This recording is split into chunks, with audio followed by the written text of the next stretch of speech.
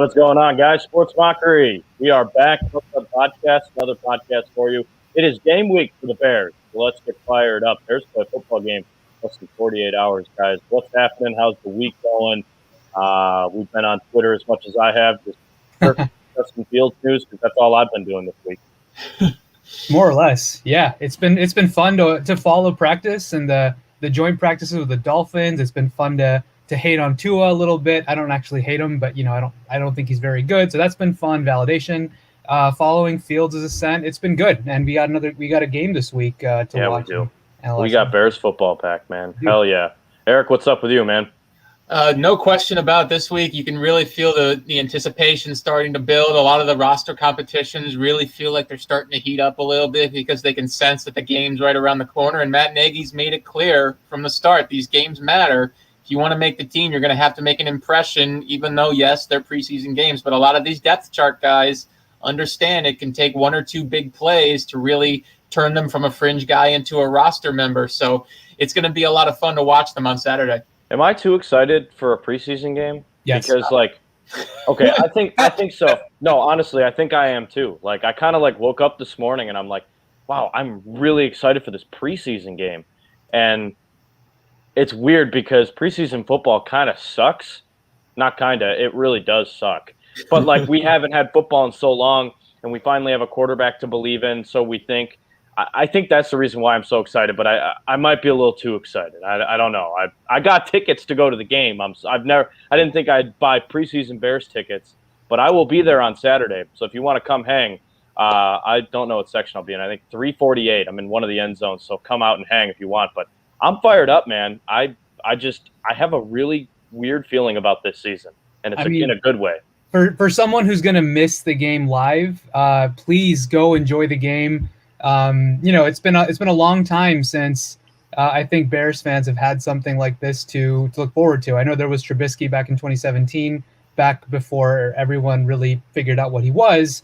And then before that, I think probably Jay Cutler before the season after the NFC Championship game. It's been too far, few and far between. So go enjoy the game. And it is preseason, but it is exciting. I'll have a couple more of these in me that day. It's a noon game too, so it's on Saturday at noon, which is great because not only will I be able to have a whole Sunday now to just hang out, but I can just hop on the L, go downtown. It's going to be great. It's not going to take up my whole day. It's not one of those 7:00 games at night. I love this, so I'm really excited for it. Let's go over the rundown today. Here's what we're talking about on Club Dub, guys. If you are just tuning in, we appreciate everybody tuning in. Leave your questions, comments, concerns. Again, we are Eric, Drew, and Kevin, presented by SportsMockery.com. Bears play football in 2 days. That's pretty awesome. It's going to be all Justin Fields on Saturday. We'll talk about what Matt Nagy had to say. The quarterback obviously going to take the majority of the reps, which is the reason I'm going. I'm really excited for that. Depth chart concerns. There's a couple of them.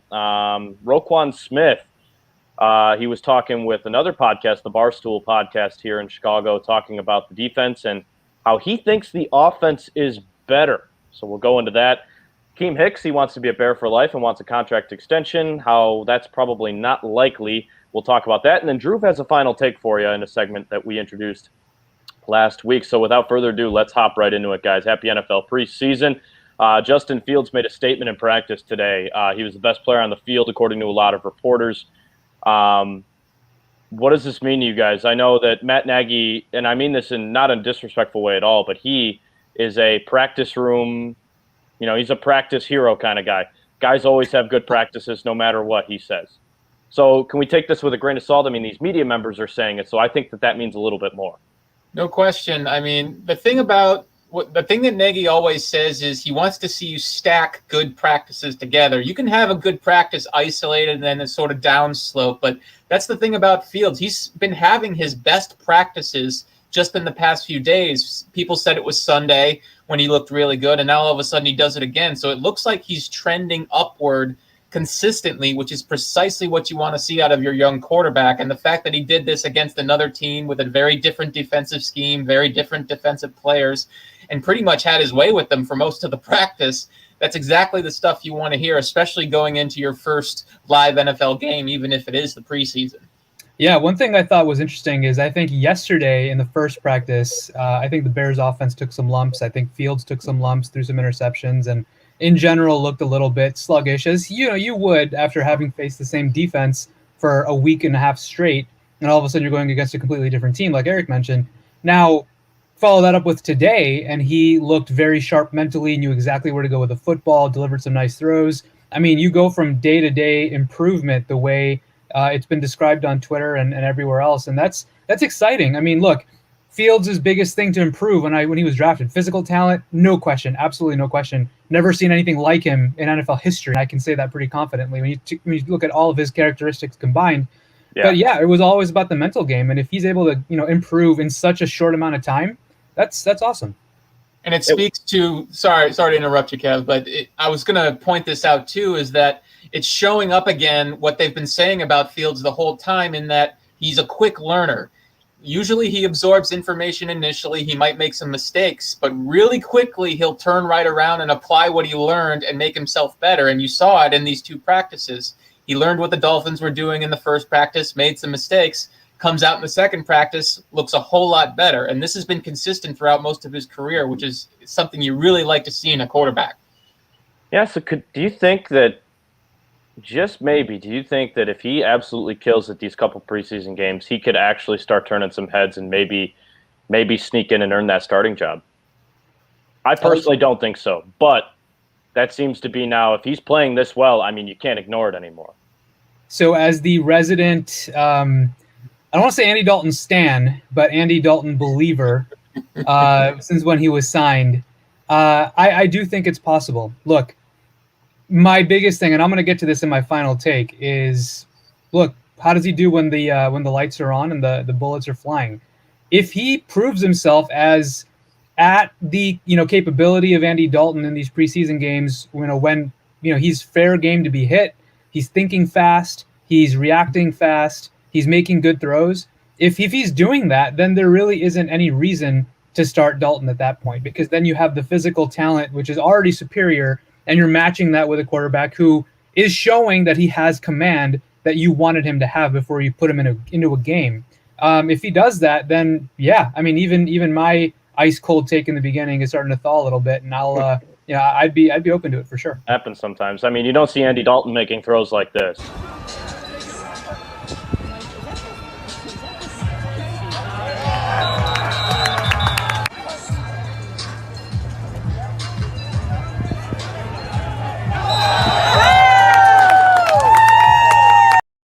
Look, okay. That was the wrong video. I was going to say, I might be cynical. I screwed that up.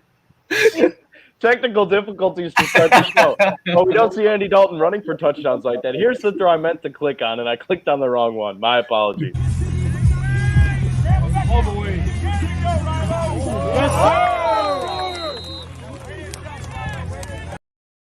There you go. There you go.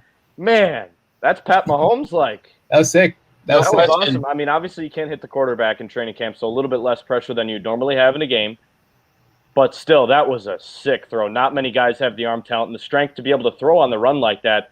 Super impressive throw. I don't care if that was practice or a game, whatever. That was impressive and probably his best throw of camp.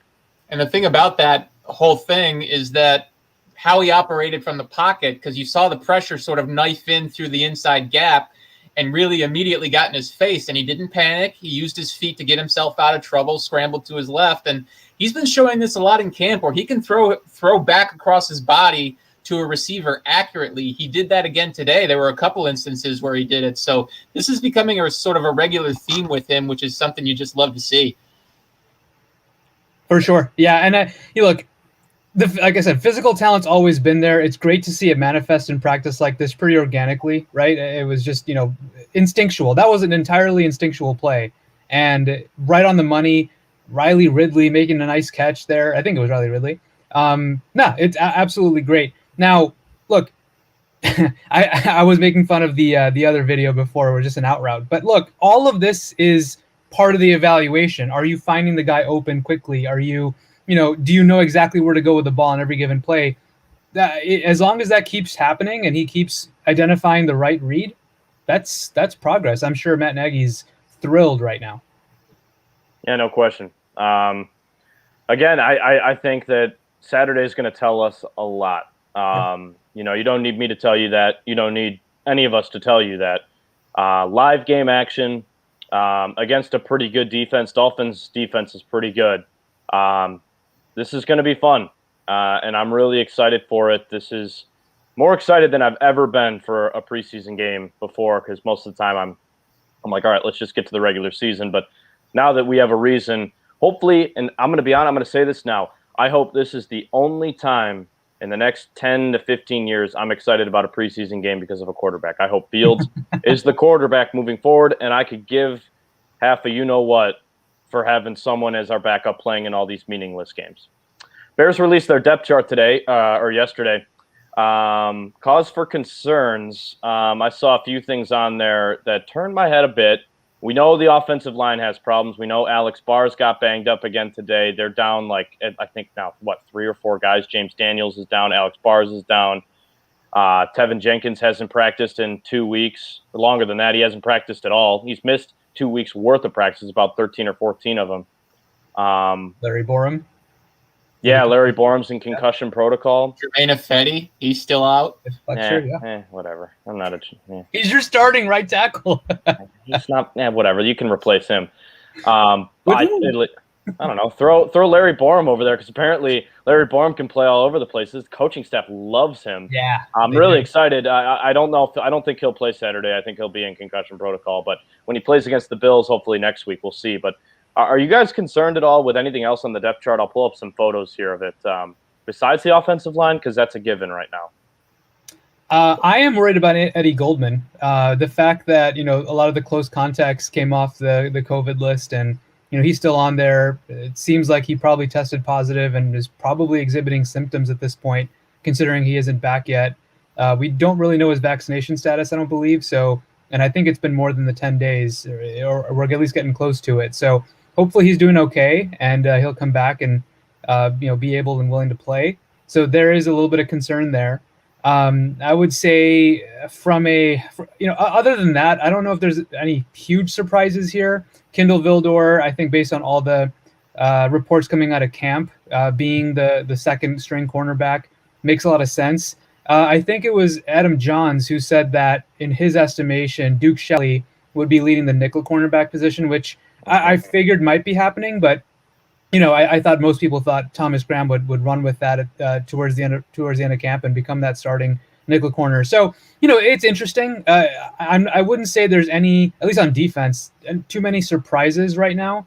I thought on the offensive side, it's nice to see Cole Kmet be listed as the unofficial starter at tight end. Yeah, offensive line depth certainly a concern, but and then wide receiver is interesting. I did not expect to see Chris Lacey and Riley Ridley in the top 6 wide receivers. And, you have Daz Newsome on the other list, which probably is because of his injury status. But, I'm hoping he comes in and plays and does his spark plug thing a little bit. And I'm still surprised that Lacey and Ridley are ahead of guys like John Vay Johnson.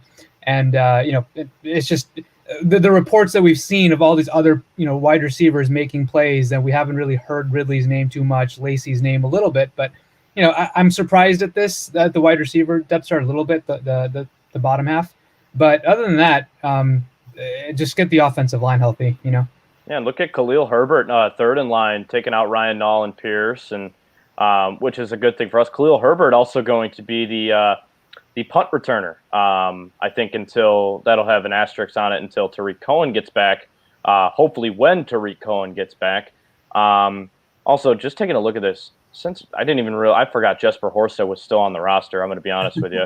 They have 1, 2. That's a lot of tight ends. Holy smokes! I mean, it is. And we keep hearing Jesse James being talked about, one of Fields' favorite targets. So, Jimmy Graham in trouble. It took him like 2 practices to become tight end 3. He's going to stay at tight end 3. Reliable blocker. Can run routes and catch the ball, as we've been hearing about and seeing. So.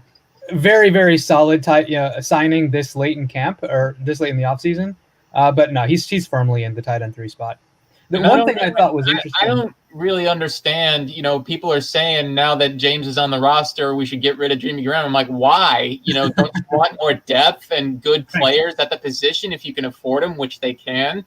I mean, It doesn't make any sense. You keep those 3 guys around, and all of a sudden you got 3 targets instead of 2. So, I understand the whole cap situation with Jimmy Graham. He's getting on the older side. He's a little costly, but he caught 9 touchdowns last year, so he's still a red zone threat. Komet's coming into his own, and then you get a number 3 guy like James, who's usually a number 2 on any other team. I think you're doing pretty well.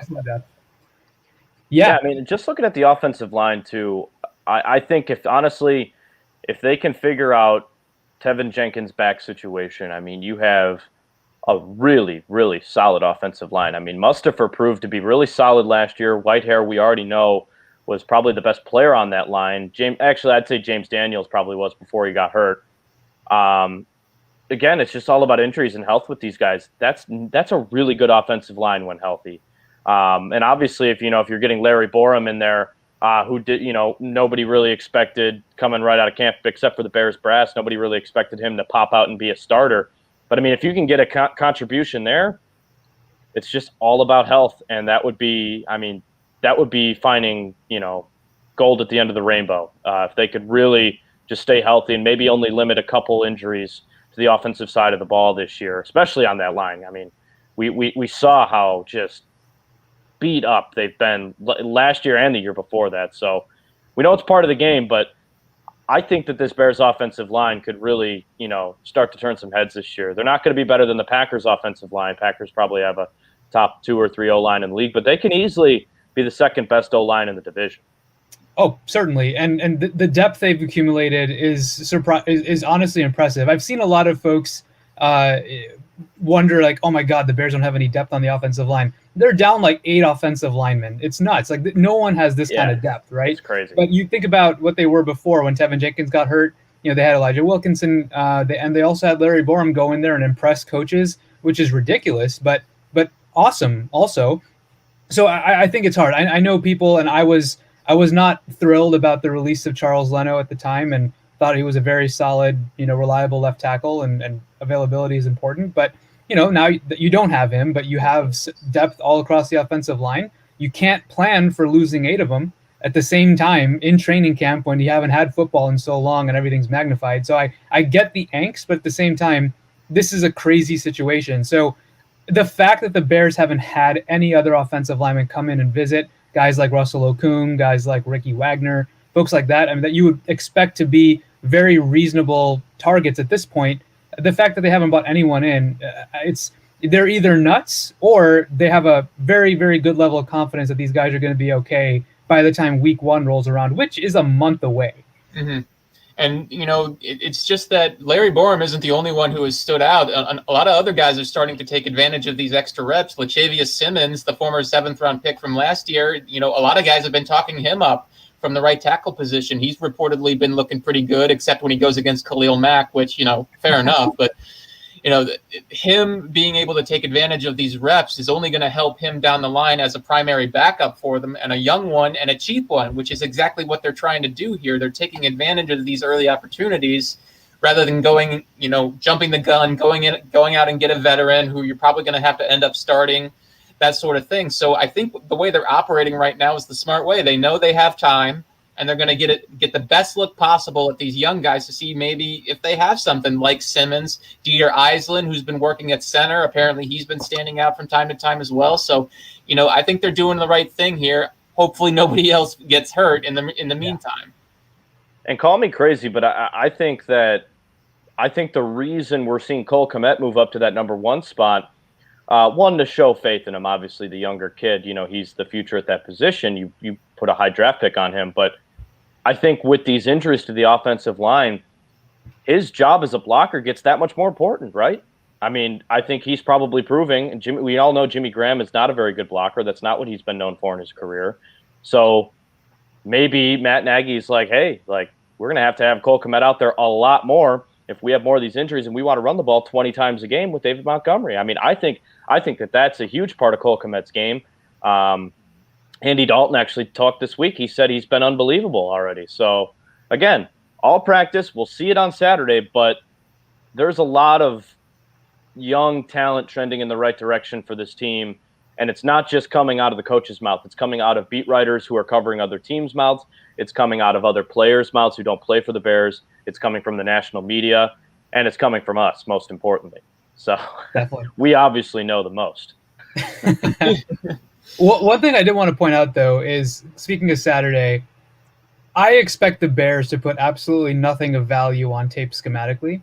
But that being said, to your point right there, Kevin, about Cole Kmet being tight end 1 and with all the injuries on the offensive line, is he going to be more involved in blocking? You have Jesse James now, who's a very reliable blocker at the tight end spot. So what are their personnel groupings going to be? What are their formations going to be? What are they going to do in the preseason? Like, are they going to focus on the run, but they don't really intend to be run heavy? Like, all these are fascinating questions, and I'm very excited to see what they do on offense.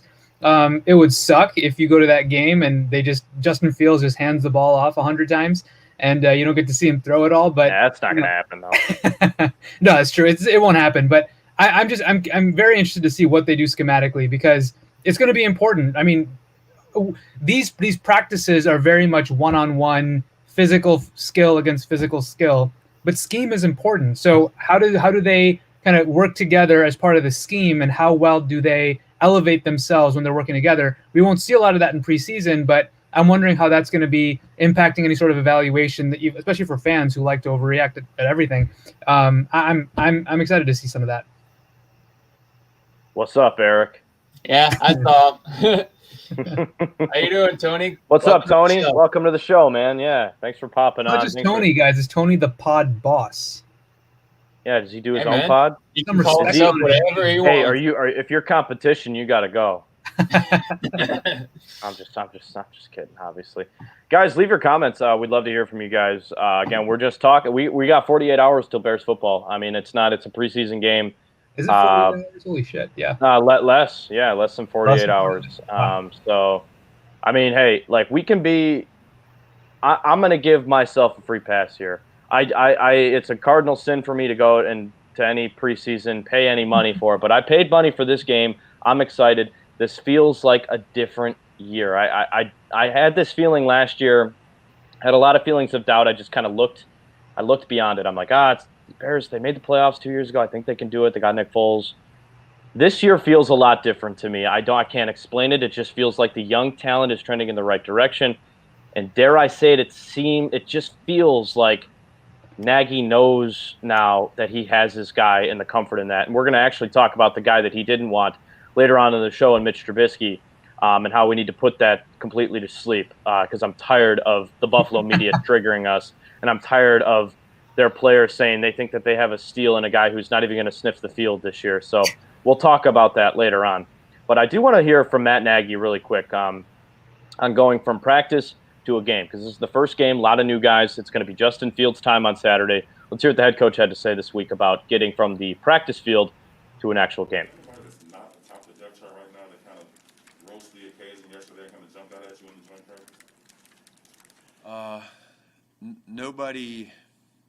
Nobody yesterday, not just from one practice that specifically jumped out to me.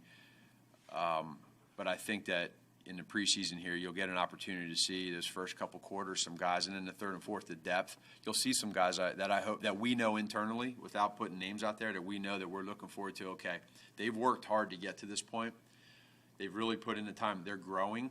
Can they do it on game day? Because one of the things that we noticed yesterday, we're going against our defense every day in practice, and the guys get in the groove and they're doing what they're supposed to do. And all of a sudden, a team shows up yesterday and plays a technique a little different, and they throw our guys off a little bit. So using the wide receivers, for example, there might be somebody that ran a route different than the way they were running it versus our defense, because it's new, and that different threw off the play. And so now, to us, we taught them last night, don't change what you were taught, because they came here and played different. You adjust, stick to it, trust it, and it'll work. So stuff like that, we'll be able to really see that in a preseason game. So there you go. It's going to look a lot different. It's a good opportunity for these guys to actually get out there and show what they can do. It's exciting times, guys. It's exciting. It was even more exciting than that. This is something I don't think I've ever heard He's going to be the best player on the Bears defense the next 5 years. And he came out and made a pretty big statement with the Barstool podcast earlier. He was on, I believe it's Red Line Radio, with some of the Bears guys over there. And he says, Roquan Smith believes, well, our defense is going to be great this year, but our offense is better. Wow. Was that the context? He just didn't say they're better than last year. He said they're better than the defense. Is that what he said? He said that our defense is great, but our offense is going to be better. Damn. I probably didn't make his defensive teammates do. Hey, why do you think they've been so like energetic in practice? Like, we'll show that offense. But I'm sure they've had that out more often than it has in any training camp I can remember, and that speaks to the talent they have, especially at the quarterback position. So, what Roquan is seeing, he's got to trust his eyes. It's almost like some things schematically open up a lot more when you have quarterbacks that can find that stuff and hit them. and maybe give them a little yards after catch, stretch your guys out a little bit, make them run.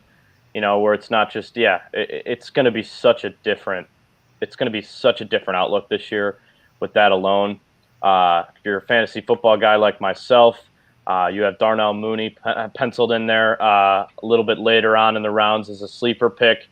Darnell Mooney might lead this team in yards this year. It's a very good chance that he could. So just little things like that. It's going to look a lot different. But if this offense is better than the defense, oh boy, that's exciting stuff. There really is. Do you guys believe? How many push-ups do you think Sean Desai made him do after that interview? Oh man, yeah. Well, no one. Desai gets fired up, man. To him about it. Desai gets fired up. Have you seen that article you put up, Eric? Yeah, dude gets fired up. Maybe that's what this defense needed. Maybe that's what they needed. I will have to. I don't have that video in the queue right now, but it's that excitable Indian descent. I'm telling you. It's the. Oh, is that where it comes from? I can say that. On, yeah, you can say that. I didn't say it. I know you can say it. That's what I'm saying. I can say that. Yeah. What what are you guys from? I would assume not. But what did you mean? What did you say before that? You're from what? Did you say a certain tribe or something or? No, like literally from India. Okay. I thought you said Native American. I was very confused there because I know he's from India. I was like, wait a minute. Okay. Anyway, yeah, no. If this speaking of Roquan too, by the way, Darius Leonard got a big contract extension from the Colts this week. About big time money from him. What was it, like $100 million guaranteed or something crazy like that? Like an average $25 million a year. It was along those lines. You guys giving Roquan that money? Because I am 100%. I think he's your best defensive player for the next 5-6 years. It all depends on how he plays this year. If he plays like he's been playing in training camp thus far before he unfortunately had an injury setback, I think he's absolutely going to cash in on that contract, and he should, because the Bears really need to start looking towards the future on defense, and there's no question Roquan is their best player who's under the age of 25, so you got to make sure you lock him up. And yeah, it's going to be expensive, but considering all that he does for the defense in coverage, tackling, blitzing the quarterback, I think he's well worth it. Yeah, what I would say for this one is, inside linebacker is not a premium position on defense in today's NFL. No. However, if you have an inside linebacker that can cover the way Danny Trevathan used to, the way Roquan Smith can, that is worthwhile in today's defense, in today's NFL. And so Roquan Smith, while that's a lot of money for an inside linebacker, he deserves to be paid at the highest levels along with his peers because he is a top-tier elite inside linebacker. So, long story short, yeah, I think he does deserve that extension. I think he deserves that money. But the Bears have to realize that, look, that's a lot of money. It's a non-elite position that you're paying. That's money generally better spent on, your secondary. And so that's something they're going to have to weigh, But, as far as the Bears go, I mean, he's a first-round pick for them. One of their best that they've had in the Ryan Pace regime, if not the best. One of the best players at that position in the league, and will be for the next several years. So yeah, lock him up. Yeah, I agree. I love watching him play too. And I'm just pulling up right now. I'm going to share the screen here real quick. I'm pulling up the highest paid defensive lineman in the league right now because it came out today from Adam Schefter and Akeem Hicks' agent that Akeem Hicks wants to remain a Bear for the rest of his career, and he wants a contract extension. Eric, you just mentioned this team does have to start looking towards the future on defense, and you're 100% right. And with what happened to Akeem the other year with the elbow and other things like that, I think it's going to be really hard for the Bears to find a way to pay him. Here, according to azcentral.com, the highest paid interior defensive lineman in the league, obviously you got Aaron Donald. Akeem Hicks won't even touch anywhere close to that. DeForest Buckner, Leonard Williams, Chris Jones, all those guys in their prime. I would love to see, maybe a $7 to $8 million a year deal for Hicks if you can swing it. What do you think? Akeem Hicks sounds like he's still dominating in practice, so you expect him to, have another really good year, especially if Eddie Goldman plays and Mack is playing like he's playing right now. So if he has another year like you expect of him, you have to at least entertain the possibility of extending him. The problem is him in the priority list for extensions this coming offseason is lower on the list. You've got Allen Robinson, obviously, if you can. You've got Bilal Nichols, the younger defensive lineman you probably want to lock up because he's somebody else who could cash in this year. Roquan is another one you want to get the extension done. So that's 3 guys ahead of Hicks already, and they're not going to have a limitless amount of salary cap space to throw around considering they're probably going to have other needs to address. So it ultimately comes down to what kind of money is Akeem looking for. If he's willing to take somewhat of a team discount, then absolutely you discuss it with him, see if you can work around the salary cap, make that work. But if he's looking for decent money at 32 years old, the Bears really have to, play the cold business decision and maybe let him move on to another team. It's just so frustrating to me because the Bears had 2 really solid guys right up the middle there last year, and Roy Robertson Harris and Brent Urban. And I liked Roy Robertson Harris a lot, and he got a big-time contract from Jacksonville, and good for him. I look at some of the bad contracts the Bears have given out, and that one just seems to sting a little bit more because if you could have Roy Robertson Harris, Bilal Nichols, Roquan Smith, Jaylon Johnson as kind of like your interior, and Eddie Jackson too. I see your comment here, Tristan. If Eddie underperforms, we look elsewhere. I don't think so. I think Eddie's going to have a better year. But if you can kind of have that as your core, that would have been great. This is a situation that is going to be tough for the Bears brass to figure out. I love Akeem Hicks. He's one of my favorite Bears. He is awesome. I mean, all of his interviews are great. He is the key to that defense being great. I mean, without him, we've seen how bad they are. So if the price is right, I say go for it. Yeah, I think that's right. I mean, if the price is right, and I think that's going to be the tricky question is what does Akeem want? What do the Bears think he's worth? That's probably similar to what the Bears have found themselves in a little bit of a battle with Allen Robinson. But, you look at Akeem Hicks and dominant player, probably the best, free agent signing in Bears history, one of them at least. When you think about, I mean, unbelievable player, unbelievable, energy, face. And Allen Robinson, both. Yeah, absolutely. So if the price is right, to your point, I mean, 100% you lock it down and let him finish his career in Chicago. But if he's looking for that, even DJ Reader money or even close to that, that's a lot. It's a lot for next year. The Bears really have to focus on getting that cap slanted towards the offense a little bit more in today's NFL.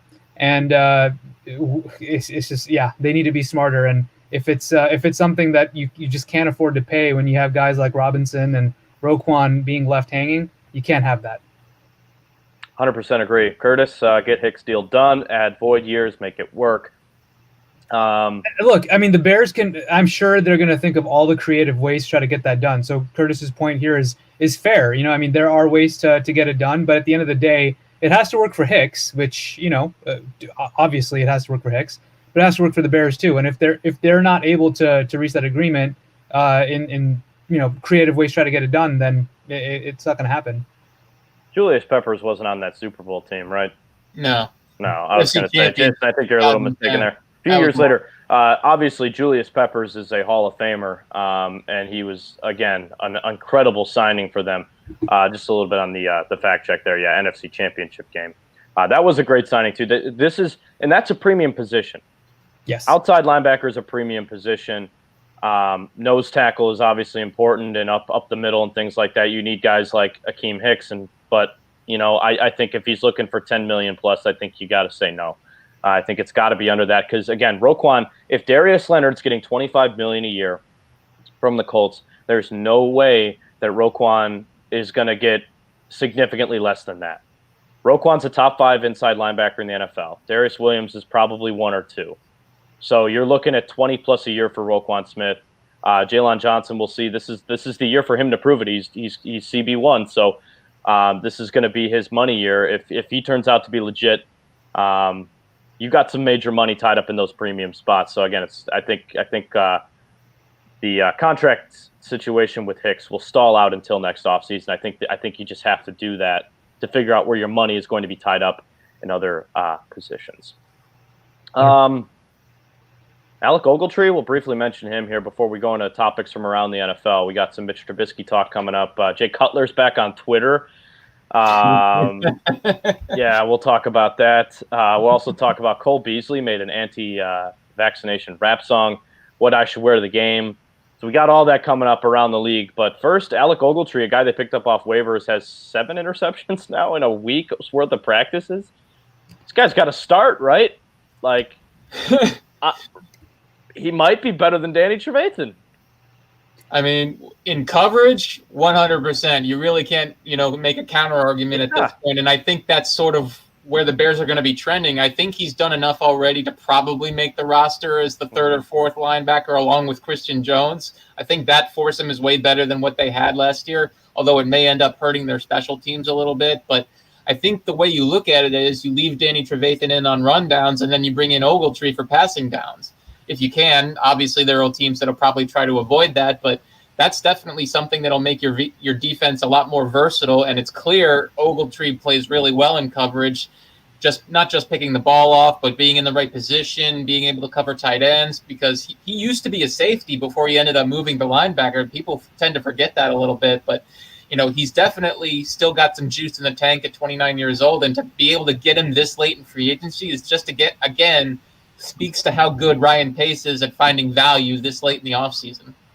Oh, definitely. I mean, you think about, the way the Bears signed him, that story is honestly pretty incredible.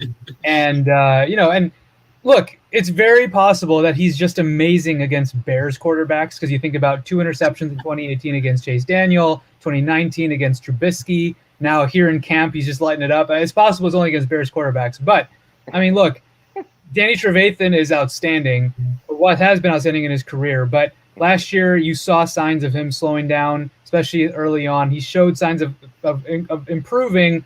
But look, I think they need better depth. And Ogletree has been a very good linebacker in his career. It hasn't been a very long career. He's only 6 years in, I believe. So he's certainly, to Eric's point, has juice in the tank. And look, the Bears need depth. And, there is no better depth than a coverage linebacker, than someone who has ball skills. That's Ogletree. Absolutely should be making the team at this rate. Oh, I think he's made the team. Yeah, like you said, I think he'll be on there. As the 3rd or 4th guy. And if you want, I love this comment here. Let me pull it up here from Jay Hackman Farm. Got to be a 3rd down back. This could be something that Sean Desai looks for. I mean, if you want to run Trevathan first couple downs and throw this guy down, and if it's a 3rd and long situation, they're throwing. I absolutely think that this is in the cards now. This is just, again, with the injuries that this team has seen over the last year, this is a move that it's a move that you want to see them make. And so far, obviously, it's practice, but 7 interceptions is nothing to just turn away. That's why we're talking about it. I mean, it may just be, something we can, we'll forget about down the line, but we got to talk about it now. I mean, that's pretty impressive. It doesn't matter, if it's practice or a game. So, and you think about last year, they used DeAndre Houston-Carson in situations like this where they wanted to get an extra linebacker on the field. Yep. In this case, you can actually do that. You could even run sets where you have both Trevathan and Ogletree in some of those looks, and I think that would be really effective. As long as you don't have 12 guys on the field, at least that's what they tell me. All right, where are we at here now? Okay, so we're going around the NFL now. A lot of stuff happened this week outside of Bears camp, but it related to Bears camp. Listen here. If you're one of the 40 people watching right now, if you still have the energy to debate anybody on Twitter about Mitchell Trubisky, get another job, get another hobby, figure it out. Okay, I'm done listening to the Buffalo Bills and their media and their fans now talking about how they think they have this golden product in Mitch Trubisky. I love that he's in a place that he wants to be at. We're going to hear from Mitch in a second. I'm happy for him. He's in a place that he wanted to go to. He's going to learn and develop as a player. Great. But can we please stop saying like this is a bad breakup? This is No. The Bears did not ruin Mitchell Trubisky. The expectations of him being a second-round pick, he just wasn't good enough. That's all it is. And I'm leaving it at that. Stop with the Mitchell Trubisky slander on Twitter. He brought us to the playoff twice. We appreciate that, but guess what? He's a backup in the NFL. That's that. You saw Josh Allen get a major extension for a reason. He's the starting quarterback. Mitch stands no chance in taking that job. So let's leave it at that. And quite frankly, I bet Matt Nagy and Mitch Trubisky are probably still in touch and probably still even on good terms. I know that press conference taken out of maybe, I don't say out of context. I'm sure he felt slighted and he was being very honest in his feelings. And look, I hope he figures out something later on in his career. But look, it's always been about Twitter and the truthers and the haters. And to your point, Kevin, no energy left for that. But look, I wish Trubisky the best. There's no chance he's sniffing the field. It's not a reclamation project in Buffalo. They just gave 6 years or whatever to Josh Allen. He's there for a year. He might follow Brian Daboll when he becomes a head coach next year, or he might not because he may not have it, which I definitely don't think he doesn't. But again, he's very good backup and good for him. Trubisky needs to find his way to New Orleans to become a Taysom Hill because I think that's the only way he's going to get significant sets in the field, and I mean that. He's not Taysom Hill at all, but I think that would be honestly his best chance at this point. Let's hear from the quarterback, QB2 of the Buffalo Bills, who will be in town August 21st. At first, I wanted to go to a spot where I would be able to compete for the starting position, but the right situation didn't come up, and that opportunity really wasn't there. So I looked at the next best thing where I could continue to develop and continue to progress and become a better player and a person. And fell into this organization, and I loved it ever since coming to Buffalo, just working under this coaching staff, being with the caliber, the type of players that we got here, the people, and using all the resources. And it's just really nice to be a part of a great team and be somewhere where people want you here and they care about how you're progressing as a person, as a player. So it was an interesting process, but I feel like I'm right where I'm supposed to be right now, and I'm enjoying being here. So a lot of people took that quote and ran with it, and I see why. He knew that the Bears were losing faith in him. The fan base lost faith in him. We did, and for good reason. I mean, and he knew that too. He's in a place where he wants to be now, but let's chill with the Mitch talk. I'm done with it. The bottom line is the Bears have no reason to feel guilty in this. They gave him 4 years. And that's usually more than a lot of quarterbacks get, even first-round picks. They gave him 4 years. He looked decent at times, but he never progressed beyond what he was in 2018. He regressed. I mean, he was nowhere close to his 2018 form in 2019, and he rebounded a little bit late in 2020. But by then, we'd seen the best of him, and his best wasn't good enough. And so the Bears moved on, and they're ready to try something else with Andy Dalton and Justin Fields. So it was a mutually beneficial breakup at this point. He's moving on to, a place he wants to be, and the Bears are moving on with players they're willing to, invest in. Yeah, and you just know that somewhere deep on dark web Bears Twitter, they have those screen grabs of those 2 little highlights that they just showed. And like, hey, look, he can throw a deep ball now. Huh? You just know. Yeah, wait. That was a pretty nice ball from Mitch. Can I take back what I said? I'd like to see him back. Can we? Against air. Practice room hero. We were so close. I shouldn't have brought it up. Hey, we had a great week of practice. God damn. If I have to hear that, I haven't heard anything. I haven't heard Justin Fields say anything along those lines. I'd love to keep it that way. If I have to hear that from a quarterback again, hey, we had a great week of practice. Yeah, well, you came out and scored no points in the first half again. I think Mark Trestman killed that phrase back in 2013, 2014. Thank God those days are behind us, man. Man, those were tough days. Jay Cutler's back on Twitter, old Bears quarterbacks. Here's something we can relive. Also, he got verified in less than like 6 hours. Thanks, Twitter. I'd like to get verified too. I think we all would. But Jay Cutler apparently has this he's got a little leverage on us for some reason. I don't know why. I'm pretty sure Barstool's Big Cat just was basically like confirmed that it was Jay Cutler on Twitter. Yeah, they're friends or whatever. That was so funny. Then just go ahead and verify him. I'd love to try and get Big Cat on the show. That would be fun. I don't know any of the Barstool guys at all, but that would be fun to get him on the show. It'd be fun to get Jay on the show too. I'm sure we could shoot for that in the future. I know that we have a couple guys that know him, so I might have to sit out that interview. I'd just be fanboying the whole time. Yeah, we can't have that. Can't have that.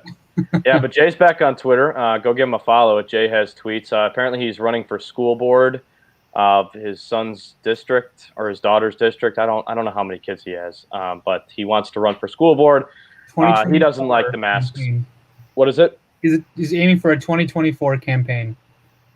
Interesting. Okay. Well, I know way too much about this. This is ever since he got off very Cavallari, Drew has been just fiending at trying to find new Jay Cutler drama. I need more Cutler content, guys. Come on. Very Cavallari, those little clips of Cutler were just awesome. Just absolutely awesome. And I've just been just needing more content, and this is good. Anti-vax Jay Cutler, yeah, you're not wrong. Not wrong. Yeah, he doesn't that's not for him. He doesn't enjoy it. And he also wants to run for school board, I think, because he doesn't like the mask mandates. So welcome back to Twitter, Jay Cutler, because I think he said Instagram canceled him. So happy to have him back. I hope he provides some humorous content for us. This was another thing that happened this week. Cole Beasley doubles down on also being an anti-vaxxer. He wrote a rap song about being an anti-vaxxer. So the whole thing is just over 2.5 minutes long. We're going to play a little bit of it. It's great. not bad. He's actually a solid musician. Kev? Yeah. Why? We got to rate it. Just up going crazy. Swang and I swang and I swang and I swung. I don't pop the trunk, bitch, I came in a truck. I'm a country motherfucker, grew up playing in the mud. Learned it at an early age, never played with a gun. The whole world can suck a D with no hands. They all love to see me fall like the seam of those pants. Kill you with opinions, disagreed and go ham. The sense of me would be like trying to cover me with no hands. Not a chance in a couple million. Y'all change the colors that's around you like you a chameleon. If DID is red, it's always having fucking feelings. I'ma be bees till the day the legal come to kill them. They ain't fucking with me. They too ill prepared. Don't you get it? I'm too ill to even be repaired. Ain't a vaccination for me, only an evacuation. Save them, homie. I know that you mad, it ain't even fair. I got heavy nuts. Fuck everyone, fuck a publicist, making me what they accepting of. Okay. Oh, make it stop.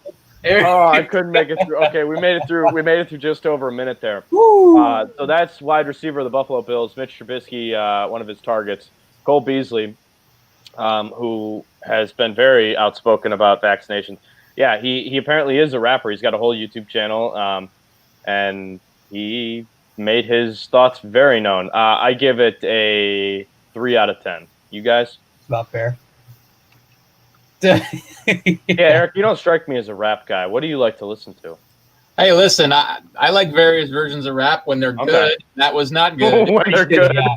It was quite bad.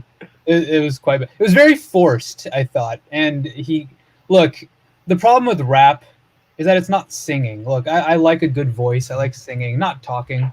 Talking to music is stupid. I'm sorry. I like certain types of rap too. That's just it's kind of contradictory, a little hypocritical, but how old are you? Sound like 30. My dad. 30.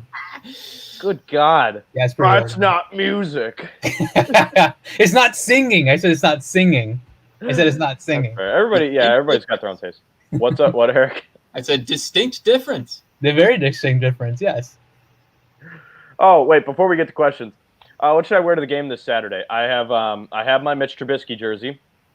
You got to save that for next week. I don't think I'm going to go to 2 preseason games. That might be a lot. Are you sure? Fields versus Mitch, man. Come on. Yeah. Okay. What if Fields just absolutely lights it up on Saturday? How can you not go to Fields versus Trubisky? You know what? I just realized I have to work next Saturday too. Otherwise, that would have been a funny bit. Maybe I just show up at the second preseason game too, and then I travel to the 2 road ones, just for fun. There's only one road one. It's in Nashville, though. Oh, they're only doing 3 this year. That's right. Yeah, it's in Nashville. 18-game schedule. Yeah, Nashville's cool. But what should I wear to the game? I have a Walter Payton jersey. I might just wear, honestly. I honestly might just wear this, like, I got like this zip up, this one right here. Probably just wear that, honestly. Isn't it gonna be hot outside? Why do you need a zip up? I don't know. What's the weather supposed to be like? I guess I should know that I live here. In the 80s, you'll be fine in a t-shirt. Okay. Yeah, I'll figure that out.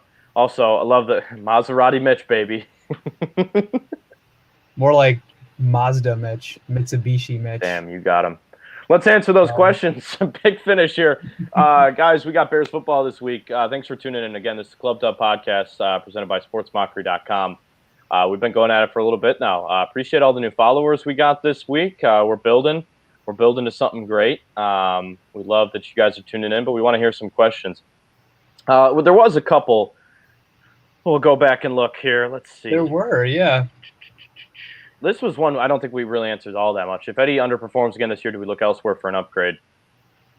It depends on what you mean by underperform. If you're talking about a performance similar to 2019, 2020, then look, he got close last year to scoring, several touchdowns. A lot of them were called back due to penalty. And I think we'd be thinking about Jackson's year a little bit differently if some of those had counted. However, look, he has not been himself. He's been asked to play out of position.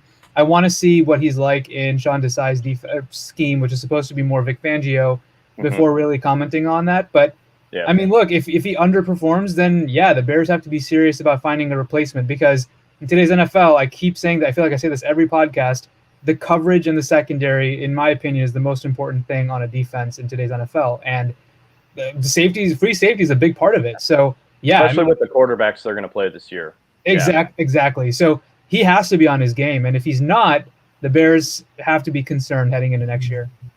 The Bears are paying Eddie to be one of the best safeties in the NFL. That's why they gave him that massive contract. And what they got last year was nowhere close to what they're paying for. And they're not going to pay him that forever. So he's got to produce. And I think he knows that. And, the thing is, cutting him outright next year is not possible because they're going to get slapped with a big dead money, hit if they try to, even if they try the post-June 1st method. So the only way they can really get out of it is if they trade him, which, they're going to be trading him probably at his lowest value possible, given his age and, decreased production. So they would much prefer he actually plays well. That's the ideal scenario here. Him returning to somewhat of the form that he had a couple of years ago. And I think he's probably going to end up getting there. I think this is just more of a confidence issue at this point with him regaining that swagger that he had. And it's going to take a little bit for him to get there. But the way Desai coaches and the scheme he coaches, I think, he'll end up getting Eddie where he needs to be. And I think we forget, too, how many touchdowns he had taken away from him last year on some bullshit calls. I mean, there was at least 3 or 4 pick sixes that were taken away from him last year. Yes, it was a down year for him. But I think Eddie's going to be back this year. I believe that. I think he's a top tier safety in this league. He just ran into some dumb luck last year. Just seems like the entire team did. Over under Tevin Jenkins starting by week 3. This is a great question.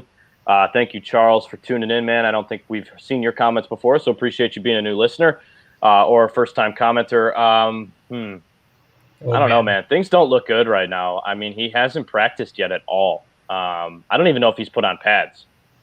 I mean, I'm optimistic. I'll take the under on that. I think he'll probably get back before that because there's still a lot of time, like we've been saying the entire podcast. There's still a month to go. So, the fact that they haven't placed him on the PUP list or whatever, or he hasn't had surgery yet, it feels like they're being very cautious because they know back issues with offensive linemen can get out of hand really fast if you're not careful. So I think they're being very careful with him right now because they want him at 100%.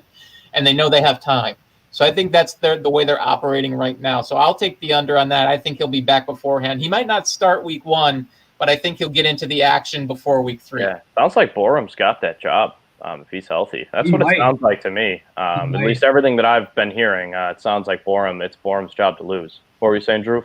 Yeah, I was gonna say it might be, but at that point, you just kind of punt, Ifedi and put Jenkins in at the right tackle spot. But I agree with Eric. I mean, it's a little iffy because we just don't know what his injury is. If it is the lumbar strain that he had in college, generally that's a fully recoverable type of injury that just gets better with rest. So hopefully it's just that, and he's able to get back at it. I think the nice thing in the Bears' favor right now is that they have a month until that first game. The problem is you want ideally him to get some sort of reps before he's inserted against, excellent defensive, linemen, especially against, if you talk about the Browns in week 3, Myles Garrett or Jadeveon Clowney. Oof. Yeah. So you hope that he gets some of those practice reps. But, I think, the fact, again, I mentioned this earlier, the fact that they haven't had anyone in for workouts at all this whole time gives me confidence that he will be okay. And I think, too, one thing to point out that, like I was just going to say, the fact that they've had nobody in for workouts it's a sign that they're feeling pretty good about it. Brad Biggs talked on the radio this morning on The Score, Chicago Tribune reporter. If you're not familiar, he's one of the best Bears writers there is.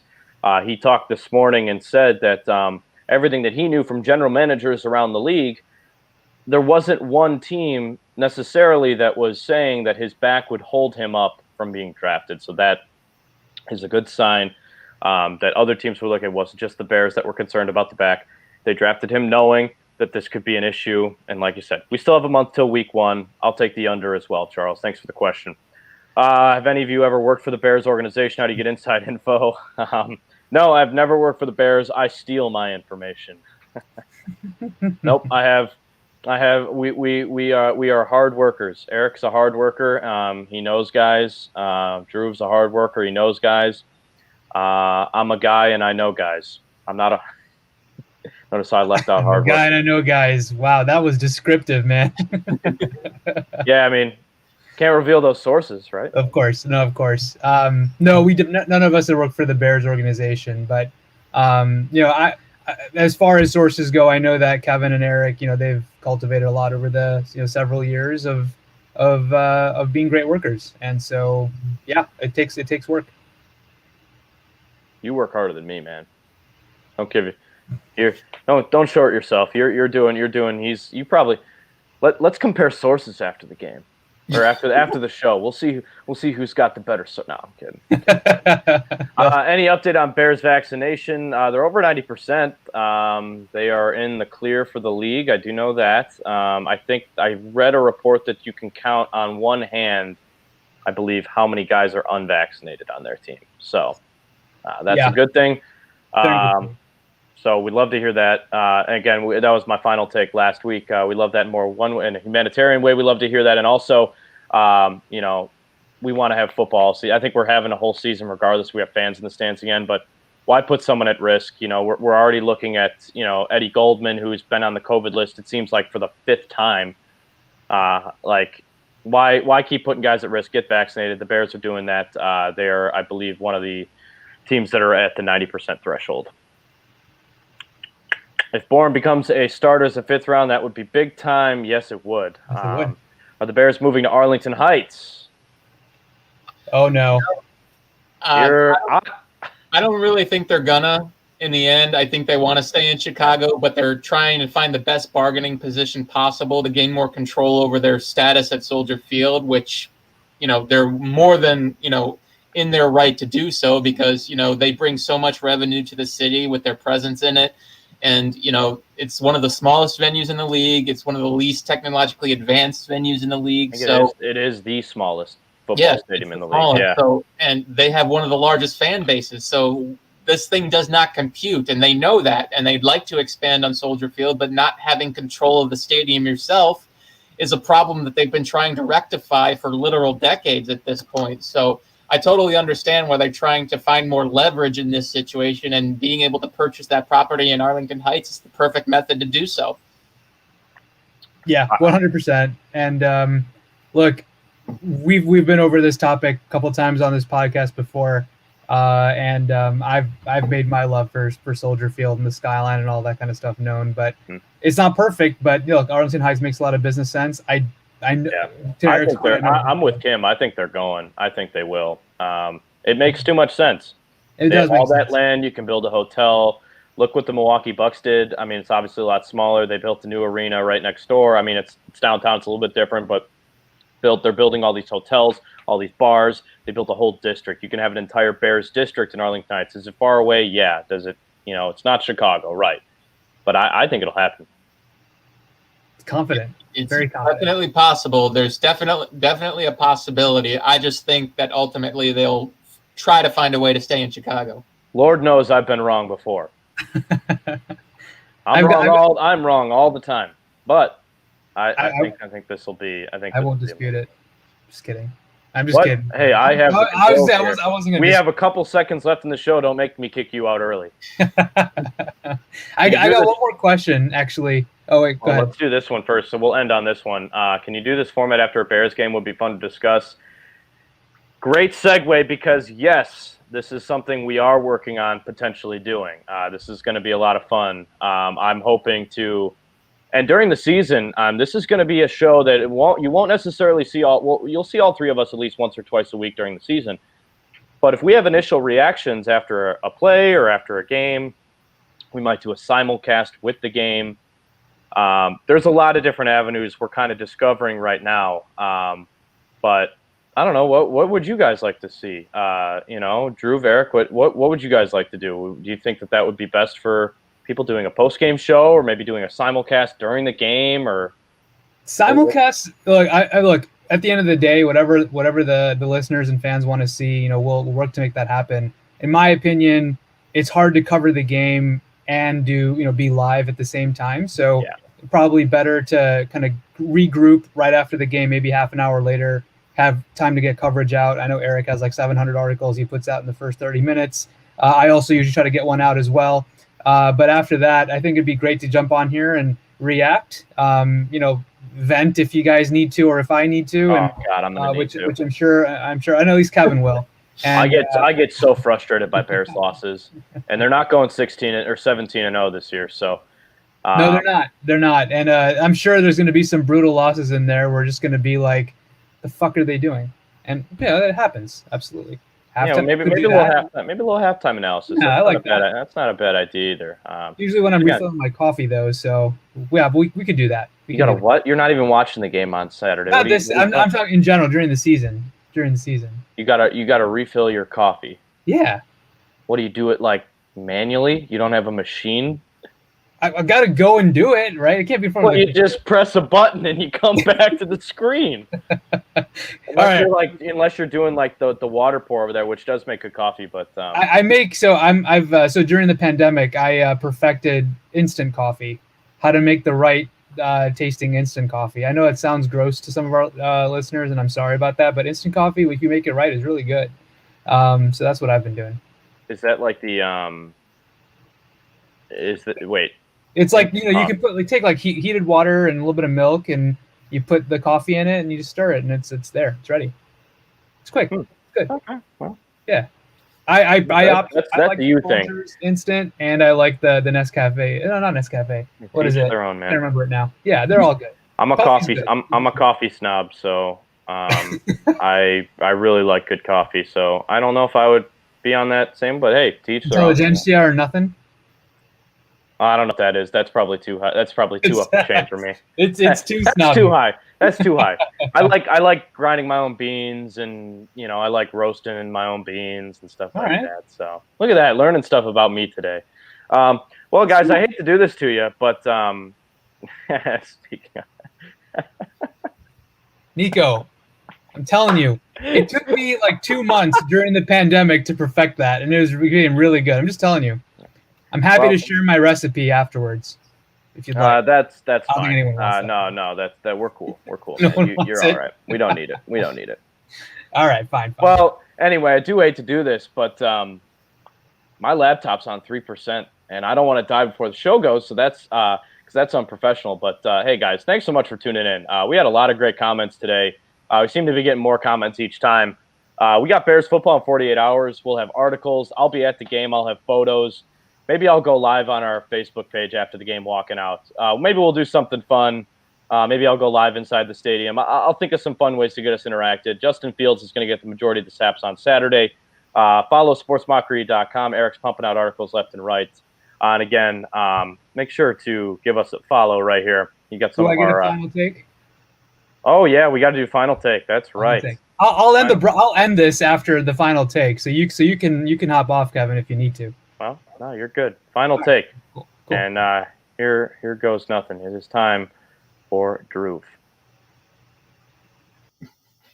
Oh, not me. Yeah. It's not letting me do it. Here, it's not letting it me. It really doesn't want me to give the final take. Can you here? You just. We're gonna move you here. There we go. All right. Final take, guys. I know we're all excited about Justin Fields' first preseason game coming up here, as you should be, future of the Bears and everything. I know everyone's excited to see him become the starter as soon as possible. People are out on Andy Dalton. He's boring. I get it.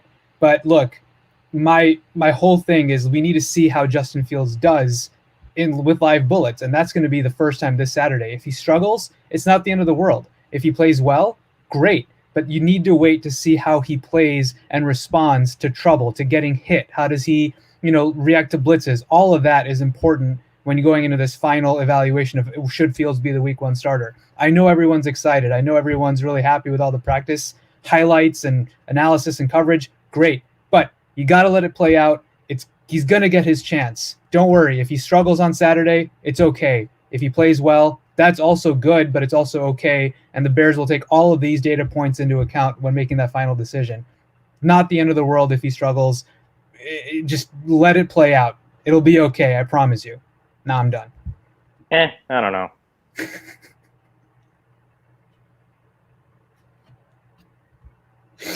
Oh man. That fucking GIF, man. There you go. All right. Well, hey, that'll do it for us. Great job, Drew. All right, guys. Hey, thanks for tuning in. We are the Club Dub Podcast, sportsmockery.com. Give us a follow, and we will talk to you guys again next week. We'll have a bunch of preseason stuff to talk about. We will see you then. Take care.